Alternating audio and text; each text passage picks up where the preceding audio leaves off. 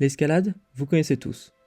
C'est ce sport que vous faites généralement dans une salle, en bloc ou en voie, où vous êtes attaché et vous devez monter tout en haut pour réussir. Ça paraît facile dit comme ça. Essayons d'ajouter de la difficulté. Maintenant, faisons ça dans la nature, sur des rochers. Mais je vous vois venir, ça reste facile pour certains d'entre vous. Ne prenons pas un rocher qui fait 10 mètres ou 20 mètres, mais bien 900 mètres. Une paroi rocheuse avec des prises si petites qu'elles paraissent inexistantes. Le niveau a tout de suite changé. Rendons ça réel. Voici le mur, une paroi de granit de 900 mètres en Californie. Imaginez-vous au pied de cette immense paroi, le cœur battant à tout rompre, les mains moites. Du bas de cette paroi, le sommet paraît si loin. Mais vous avez un niveau excellent et vous souhaitez essayer. Vous vous dites que de toute façon il y a une corde, un harnais, des attaches au mur et donc que je ne risque rien. Mais augmentons encore la difficulté. Faisons exactement la même chose, escalader cette paroi de 900 mètres, mais cette fois-ci sans corde et sans filet de sécurité. Ça vous paraît impossible, et pourtant c'est exactement ce qu'a fait Alex Honnold, l'un des grimpeurs les plus audacieux de notre époque. Aujourd'hui, plongeons-nous dans la vie de cet homme extraordinaire et son ascension légendaire d'El Capitan. Commençons par la base. C'est qui Alex Honnold ? C'est un Américain né en Californie. Il découvre l'escalade à l'âge de 5 ans dans une salle d'escalade. Et à 10 ans, il grimpe déjà chaque semaine. Et il va rester accro à l'escalade toute sa vie. Il va très vite faire des compétitions au niveau national, puis international. Donc il a un excellent niveau. Il va intégrer une école d'ingénieur, mais cette période pour lui est assez compliquée. Il a la perte de son grand-père et le divorce de ses parents. Et pour surmonter ça, il va passer la plupart de son temps à l'extérieur, se consacrant beaucoup plus à l'escalade qu'à ses cours. Et à 19 ans, il prend une décision audacieuse. Il quitte son université pour se consacrer entièrement à l'escalade. Il vit alors dans son minivan, parcourant la Californie entière pour participer à diverses compétitions. Ce qui distingue Alex Honnold des autres grimpeurs, c'est sa passion inébranlable pour une forme d'escalade extrême, le free solo. Pour ceux qui ne sont pas familiers avec cette discipline, le concept est à la fois simple et terrifiant. Il s'agit d'escalader des parois vertigineuses, sans aucune protection. Pas de corde, pas de harnais, rien. Chaque mouvement doit être parfait, il n'y a pas une marge d'erreur, la chute serait fatale. Ce style est souvent décrit comme le plus dur, le plus audacieux, voire le plus fou. C'est l'homme face à la roche, seul avec ses mains et ses pieds pour s'accrocher à la vie. Pas de pause, pas de répit. Chaque seconde passée sur la paroi est une danse entre la vie et la mort.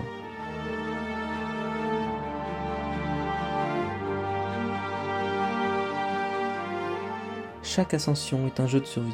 La moindre erreur, le moindre faux pas et c'est fini. Alex n'est pas étranger à ce danger.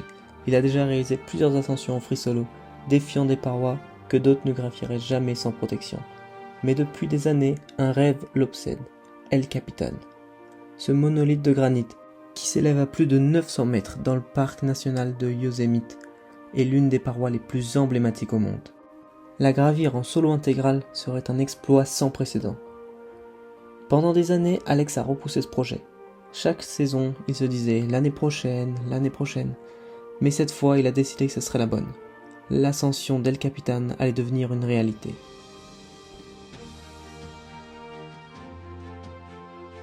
Pour se préparer, Alex a consacré des mois à étudier chaque détail de la paroi. Il a gravi El Capitan avec des cordes des dizaines de fois, mémorisant chaque prise, chaque fissure. Son objectif ? Connaître la paroi si bien que le moindre geste lui viendrait naturellement, presque comme une chorégraphie. Il savait que la moindre hésitation pouvait lui coûter la vie, chaque mouvement devait être parfait. L'escalade d'El Capitan se décompose en plusieurs sections, et je vais vous parler de quelques-unes en particulier. Il s'agit de Free Blast Slab, l'une des sections les plus redoutables de l'ascension. Ces dalles de granit sont incroyablement glissantes, laissant très peu de prise pour les mains ou pour les pieds. Ici, il n'y a pas de fissure dans laquelle se glisser pour s'ancrer. C'est une épreuve d'équilibre pur. Chaque mouvement doit être précis car il n'y a aucune marge d'erreur sur cette surface quasiment plane. Ce passage teste la finesse technique du grimpeur qui doit maintenir une pression constante sur des appuis à peine perceptibles en espérant que la friction suffise à le maintenir contre la paroi. Quelques mois auparavant, Alex s'est fracturé la cheville ici même lors d'une chute brutale en répétant l'ascension avec des cordes. Cette blessure reste gravée dans son esprit, et il sait que ce segment est l'un des plus traîtres. La moindre glissade pourrait être fatale, et c'est donc un passage qu'il redoute particulièrement. La prochaine section, c'est Hollow Flake, un véritable cauchemar pour n'importe quel grimpeur, même les plus expérimentés. Cette fissure large et creuse s'étend sur plusieurs mètres, où il faut coincer son corps à l'intérieur et pousser avec les pieds et les mains en opposition. Le problème ? La largeur irrégulière de la fissure fait que chaque mouvement est épuisant, surtout sans corde pour se reposer. À certains endroits, il n'y a presque rien pour s'agripper, si ce n'est l'immense pression exercée contre la roche. C'est une section qui met non seulement à l'épreuve la force physique, mais aussi la capacité mentale à rester concentré malgré la fatigue. La chute ici, même si elle est rare en fonction de la lenteur des mouvements, serait fatale. La roche semble vouloir vous engloutir et le moindre faux pas vous fait glisser dans le vide. Après avoir franchi Hollow Flake, Alex doit se préparer pour la terrible Monster of With. Une section renommée pour sa difficulté extrême. Ici, la fissure est trop large pour être saisie avec les mains, mais trop étroite pour être glissée avec tout le corps. Cela force les grimpeurs à adopter des techniques de coincement peu naturelles, souvent avec le genou, le coude ou même les hanches, en utilisant la friction contre la roche pour progresser. Il n'y a pas de prise facile, seulement une lutte constante contre la gravité et l'épuisement musculaire. La prochaine épreuve qui l'attend, l'Enduro Corner, l'une des sections les plus craintes d'El Capitan. Cette fissure verticale infiniment longue est un véritable test d'endurance mentale et physique. Pour progresser, Alex doit maintenir une position de verrouillage constant, coinçant mains et pieds dans la fissure et grimpant lentement, centimètre par centimètre. L'effort ici est inhumain, chaque mouvement pompe une énergie colossale et la fatigue devient rapidement un problème mortel. Ce passage c'est donc une guerre contre l'épuisement, car l'ascension semble interminable et les muscles sont constamment sollicités jusqu'à la crampe. Et enfin, le crux, la section la plus difficile, la plus déterminante de toute l'ascension. Ici, deux options s'offrent à lui, le Boulder Problem ou le Teflon Corner, chacun représentant un défi colossal à plus de 600 mètres du sol. Le Boulder Problem, c'est particulièrement complexe et technique. Il propose deux solutions. Réaliser un jeté, un saut contrôlé dans le vide pour attraper une minuscule prise à la volée, ou exécuter un mouvement encore plus audacieux connu sous le nom de Karate Kick. Ce dernier consiste à planter brusquement le pied contre la paroi pour transformer l'élan du pied et atteindre la prise suivante. Dans les deux cas, la marge d'erreur est inexistante. Ce mouvement nécessite une précision et une coordination parfaite, car un faux geste entraînerait la chute fatale. Et l'autre option, le Teflon Corner, c'est tout aussi redoutable. C'est un angle à 90 degrés vertical, extrêmement lisse et glissant, qui offre peu de friction et laisse peu de place à l'erreur. Il faut trouver un équilibre parfait entre la force des pieds et des mains pour maintenir une pression constante contre les parois. Chaque geste est calculé, mais la roche semble vouloir vous éjecter à chaque moment. Le moindre relâchement, la moindre hésitation, tout peut basculer. Ce passage est le test ultime de technique et de contrôle du corps, là où la tension musculaire est permanente.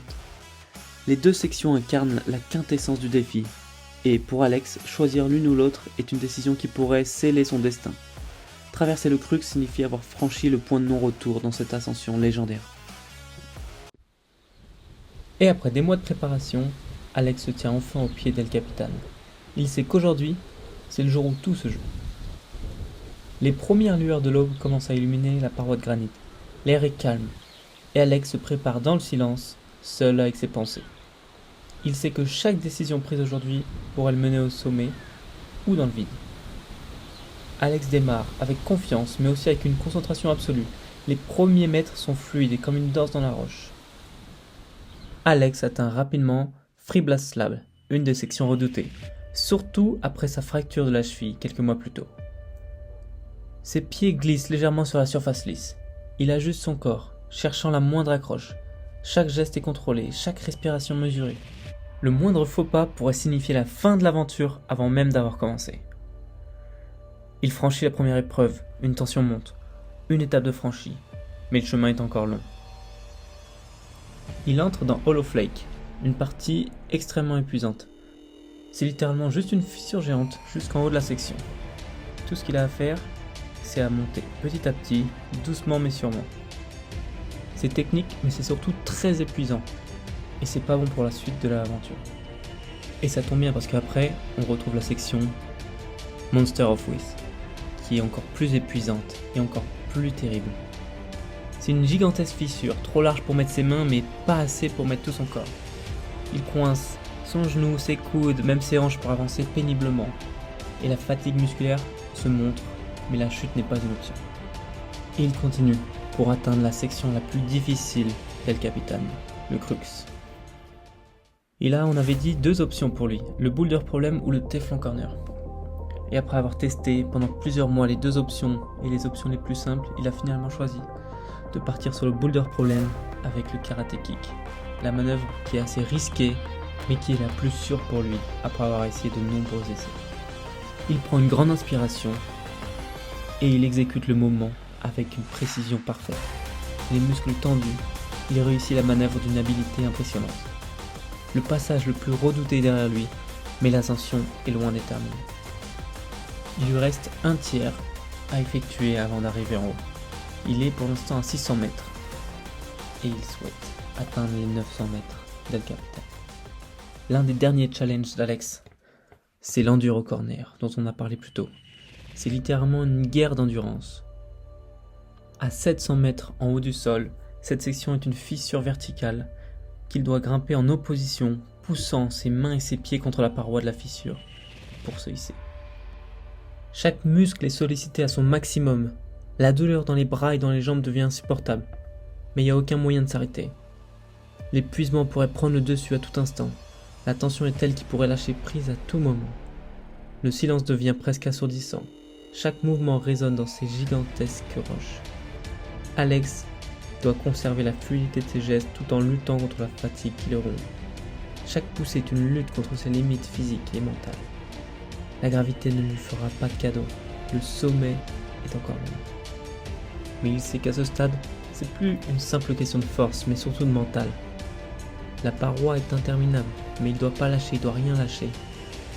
Et après avoir franchi les sections les plus difficiles, il sait qu'il est proche de la fin. Les derniers mètres s'enchaînent de plus en plus vite, et la fin est en vue. Enfin, il se hisse sur la dernière prise, atteignant le sommet après des heures d'effort. La vue est à couper le souffle, mais c'est surtout le sentiment d'accomplissement qui le submerge. Il sait qu'il vient de réaliser un exploit monumental. C'est un moment d'éternité. Tout le travail acharné, la préparation et le courage viennent d'être récompensés. Le silence du sommet contraste avec l'adrénaline qu'il a portée tout le long de l'ascension. C'est un moment d'apaisement, de victoire personnelle qui résonne bien au-delà de sa simple performance sportive.